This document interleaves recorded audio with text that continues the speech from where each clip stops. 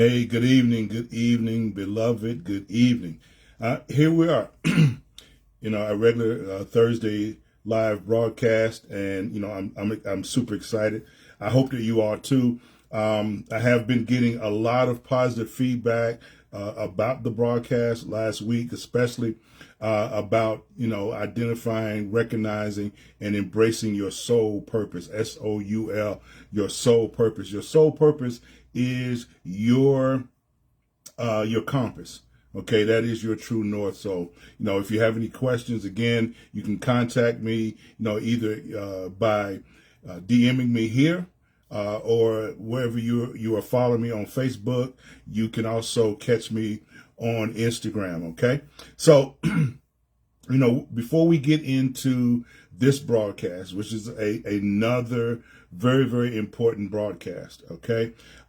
This one is really true to my heart because it's about community. But before we get into it, we want to make sure, and you'll see the transition of what we do every week when we talk about creating safe container, as it comes to this particular episode, okay? So remember, we want to make sure that this is sacred space, that this is a safe container. And what do? We always center ourselves. We always center ourselves through meditation. We focus on our breathing. Remember, deep breath, right? We focus on opening up or decalcifying our third eye, the pineal gland, because that is the true portal to connecting with your divine. Okay, and once you can connect to your divine within, then your divine connects with divine source. Okay, or God. So relax. Make sure that if you're sitting down, that your spine is erect but not stiff. Always in a relaxed position. We want to take 3 quick breaths. That's great. In, breathe in through your nose, hold it, breathe out through your mouth. One more quick breath. In, deep, feel your diaphragm, hold it. Let it out slowly. And one more quick breath in. Hold it for the 4 count. And breathe out. And remember, as you are breathing, that you're breathing in positivity and you exhaling negativity. Remember that we're always creating sacred space, that we're connecting with source. And when we are doing that, as we open up our pineal gland, we open ourselves up to energy. We open ourselves up to positive energy. And you should see, or, imagine a glowing light that emanates from your forehead, the middle, in between your eyebrows. Okay. This energy, because we're going to talk about how that energy, collects and connects in community. Okay. So remember, this is sacred space. This is a safe container. One more deep breath in.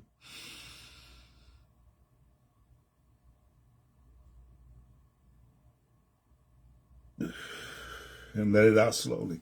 So again, welcome. How you doing, Cynthia? Always, Cynthia has always had my back. What's going on, Miss Johnson? always had my back. She's family. So, as we get into this broadcast, this is about creating sacred community. Okay? So, over the past weeks, we have explored applying spiritual principles to various aspects of life. Okay. But today we'll discover how our 3 pillars, remember those 3 pillars are what? Meditation, metaphysics, and manifestation. We're going to discover how those 3 pillars, okay, create a framework for building meaningful spiritual community in an often disconnected world.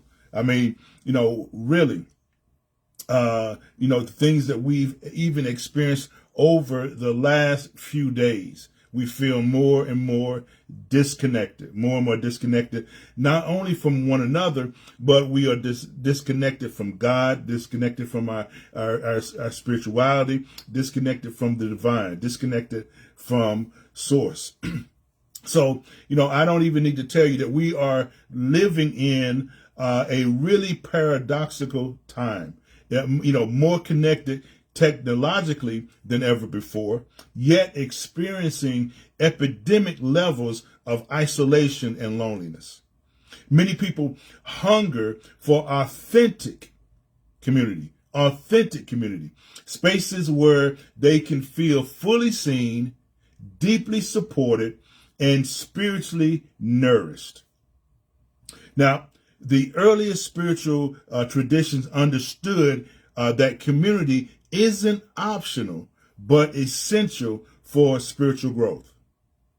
Hebrews 10:24-25 reminds us to consider how we may spur on one another toward love and good deeds, not giving up meeting together as some are in the habit of doing, but encouraging one another. See, true sacred community goes beyond casual social gathering. It creates a container for spiritual growth. Remember, we always want to talk about a spiritual or a sacred container. This creating sacred community creates a container for spiritual growth, authentic connection, and collective wisdom that far exceeds what we can achieve in isolation. Right. I mean, we hear about people who think, or they tell you, they boast that they did it all by themselves, but nobody does anything in isolation. Nobody does anything truly on their own. Okay. So, when aligned with spiritual principles, community becomes a powerful catalyst for individual and collective transformation. Okay, whether you're seeking to find, join, or create sacred community, the principles we'll explore today provide a foundation for meaningful connection that supports our spiritual journey. Okay, so let's explore three key principles for creating sacred community. Number one, collective presence through meditation. Collective presence through meditation. Our first pillar, remember, is meditation. Meditation creates the foundation for a sacred community by developing collective presence. The ability to be fully present with ourselves and others in a way that honors the divine in each person.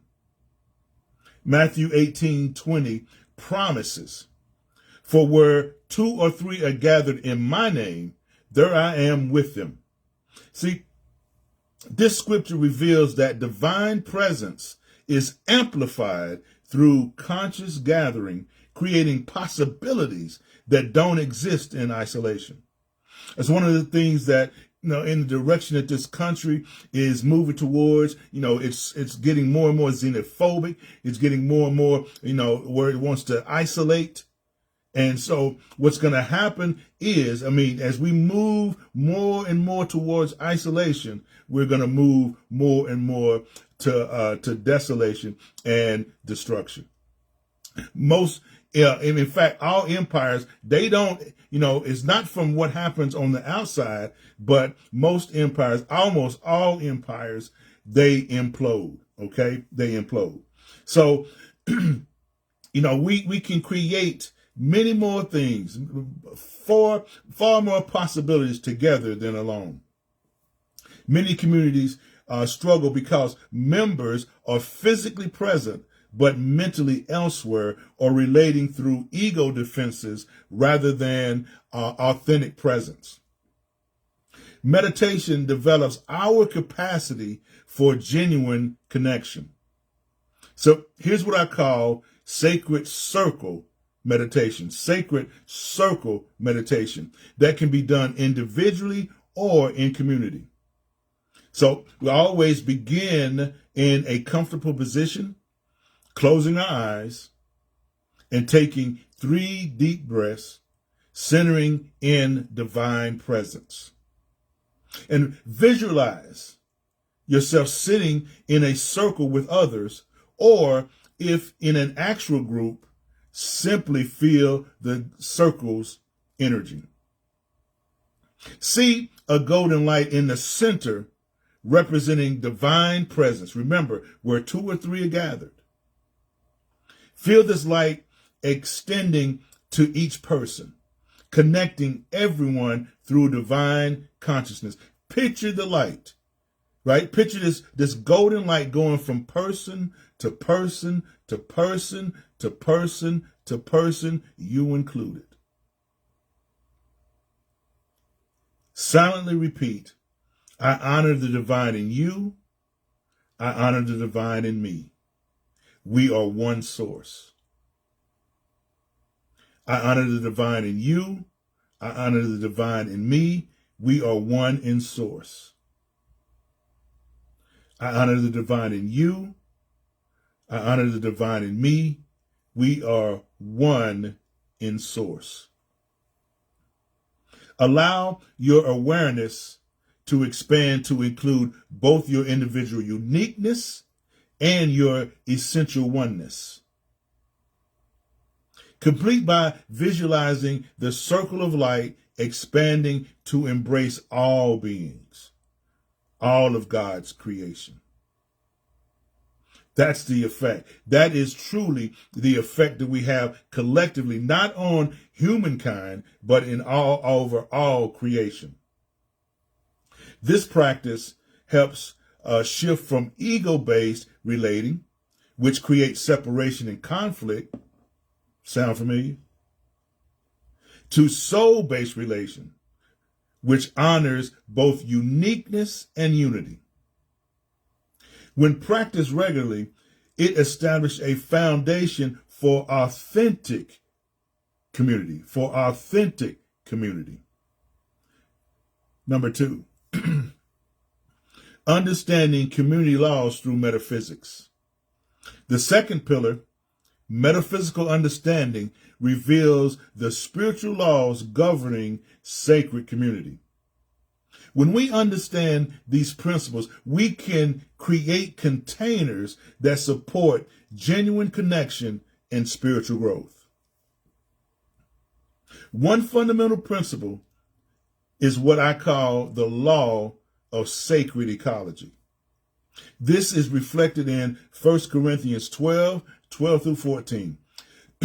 Just as a body, though one, has many parts, but all its many parts from one body, so it is with Christ. For the body does not consist of one member, but of many. This law teaches us that healthy community functions like a living ecosystem, where diversity is not just tolerated, but essential. Each person brings unique gifts, perspectives, and energies to contribute to the whole. When this diversity is honored within unifying spiritual principles, the community becomes greater than the sum of its parts. Think about that. Now, here's some signs of alignment with this law. When you are aligned with this law, when we are aligned with this law, here are some signs. Honoring different spiritual gifts and expressions, creating space for multiple voices and perspectives, recognizing the necessary role of various temperaments and approaches, and supporting each other's unique contribution to the whole. Another powerful principle is the law of conscious container. The law of conscious container, which is reflected in Philippians 2:2. Make my joy complete by being like-minded, having the same love, being one in spirit and one in mind. This law reveals that community requires both strong boundaries, the container, and clear shared values or purpose, which is the content. Without clear definition, community dissipates. Without flexibility, it becomes rigid and exclusive. So some practical applications of this law includes clarifying the community's core purpose and values, establishing healthy boundaries and agreements, and creating processes for addressing conflicts or challenges, because we know that conflicts and challenges are inevitable. But look, they are warranted and they are necessary. Also, balancing structure with organic development. Number 3, co-creating community through intentional manifestation. This third pillar, our third pillar, manifestation, teaches us that sacred community is co-created through spiritual alignment and practical action. Remember, we are co-creators. We carry on the continued creative work of the Creator. Acts 2:42 describes early spiritual community. They developed themselves to the apostles' teachings and to fellowship, to the breaking of bread and to prayer. See, this passage reveals that community requires dedicated practices and intentional gathering around shared purpose. Intentional gathering. Community manifestation includes shared vision, collectively holding the highest vision for what the community can become. Consistent practice, creating regular opportunities for meaningful connection. Not just hanging out, that's not just hanging around, but meaningful connection. Not superficial, but deep. Authentic engagement, bringing your true self rather than a polished persona. Flaws and all, okay? Bring your flaws and all. And growth through challenge, using inevitable conflicts. Like I said, conflicts. Using the inevitable conflicts as opportunities for collective growth. Now, practical manifestation steps include establishing regular gathering rhythms, whether in person or virtual, creating spaces for both structured learning and organic connection, developing shared spiritual practices that align with the group's purpose, building in reflection and course creation processes. So, you want to build in, right, reflection. Reflect upon, what goes on in the group. Reflect upon, the energy that one another brings. Reflect upon, and then, even on the conflicts. And you want to work in a process for course correction, a process for pivoting. Now, what makes this approach powerful is that it treats community as a spiritual practice rather than just a social convenience. When approached with consciousness, community becomes a laboratory for spiritual growth, providing mirrors and support that accelerate our development in ways impossible in isolation.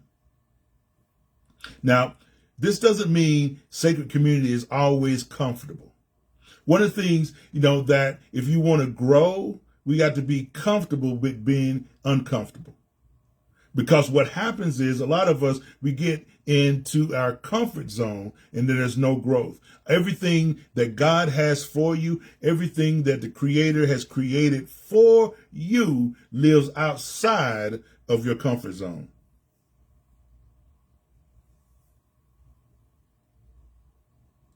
When these challenges are approached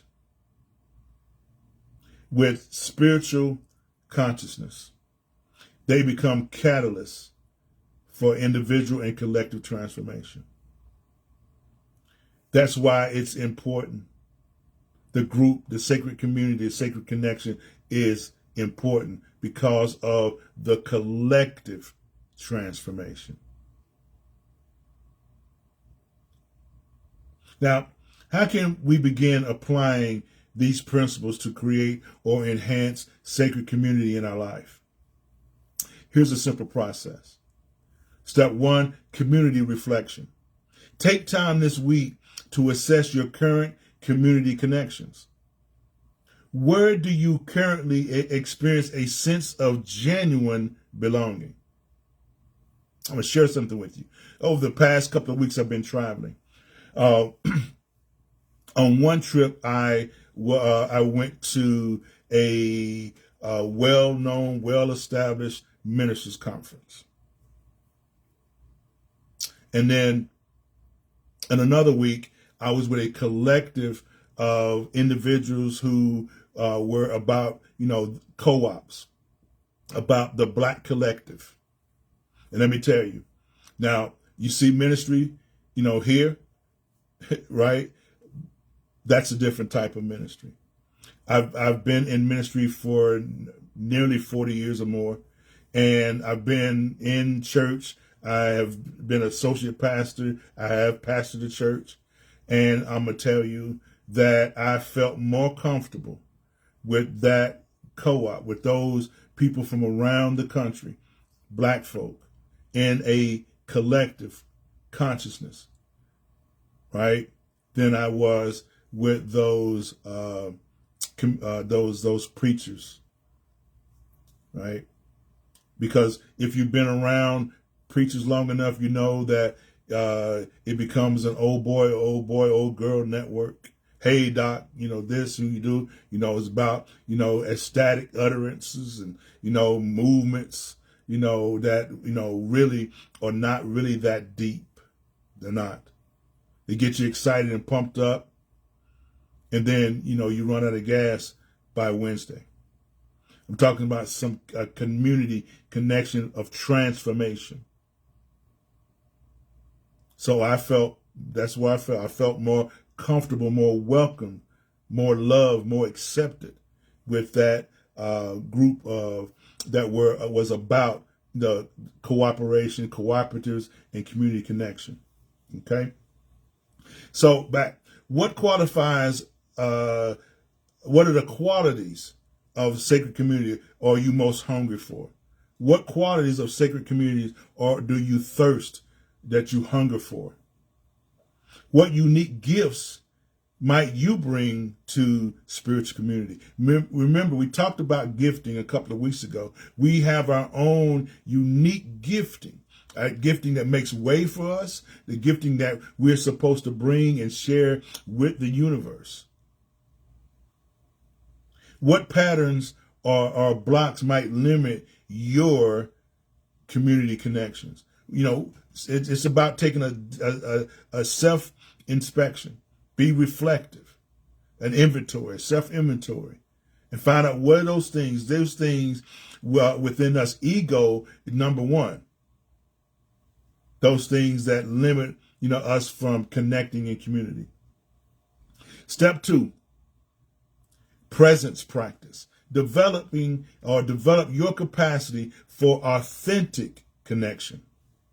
Practice sacred circle meditation daily. We talked about that. Go back, on the replay and take notes on that. Holding space for existing or desired community.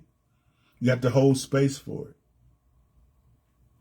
Notice when you're relating from ego defenses rather than authentic presence. Because I know that there are going to be some preachers that may run into this episode or tap into it or whatever, the recording, and, ego is going to pop up. For real. Cultivate curiosity about others' perspectives and experiences. Become curious about the things that you don't know. Become curious about people's different perspectives and different outlooks. Become curious about it. Practice deep listening without immediately responding or judging. Listening is the most important part of communication, most important part of building community, most important part of building a relationship. True, deep listening without having a response ready and cocked, ready to fire, and making judgments. Step 3, community action. Take practical steps towards meaningful connection. Identify one existing community you could engage in more deeply. Reach out to someone who shares your spiritual values, for coffee or conversation. Consider hosting a small gathering around shared spiritual practice or topic.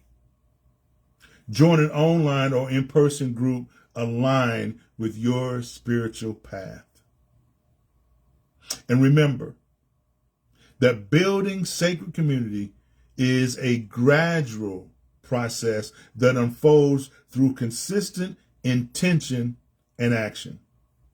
Be patient with the journey and trust that each authentic connection creates ripples beyond what you can see. I'd love to hear from you. I'd love to hear about your experiences with sacred and spiritual community, what has helped you find or create meaningful connection, what challenges you have encountered in building sacred community. You can share those with me. Okay? So I want to thank you for joining me on this episode as we explored creating sacred community. I hope you're having I hope that you're having or you're leaving with a deeper understanding of how meditation, metaphysical principles, and conscious co-creation can help you build meaningful spiritual connections. So this week, I encourage you to practice the sacred circle meditation daily and take at least one practical step toward deeper community connections.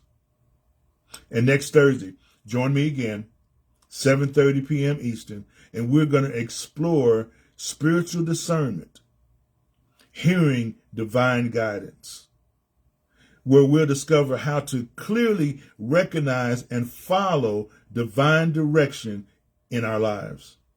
So if you found value in this evening's session, please share this video with someone who might benefit. Okay?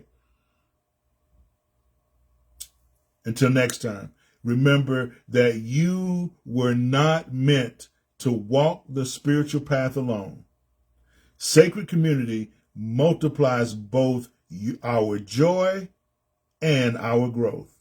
Remember, empower your purpose, embrace your journey, and witness the extraordinary unfold. Peace, love, and light, beloved. Peace, love, and light.